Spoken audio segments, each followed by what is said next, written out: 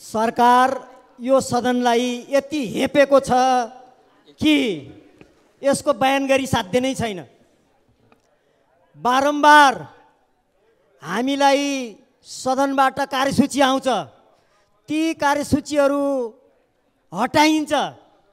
कारण के भनेर हामी सम्मानितसँग सोध्छौं, मन्त्रीको उपस्थिति छैन। सरकार सदनमा आन्दोलन भएको यत्रो समय भयो, त्यसको जवाबदेही पनि छैन। सम्माननीय प्रधानमन्त्रीज्यू यहाँ उपस्थित हुनुभयो, अहिले आज दिएको कार्यसूचीमा पनि मन्त्रीहरू सबै उपस्थित हुनुहुन्न। यो विषयवस्तु संसदले नै हेर्नुपर्ने विषयवस्तु हो। यसकारणले मन्त्रीहरूको उपस्थिति बेगर आज हुने जुन छलफल छन् त्यो छलफल अगाडि बढाइनु हुँदैन। यो हाम्रो नियमावलीको ठाडो उल्लङ्घन हो।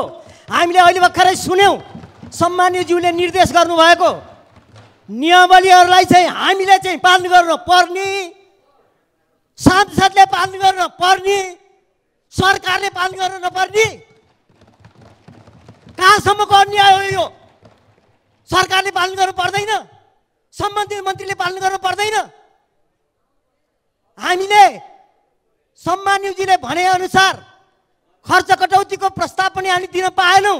किन पाएनौं त? किताब नआएर, किताब समयमा दिनु पनि छैन, मन्त्रीहरू उपस्थित हुनु पनि छैन।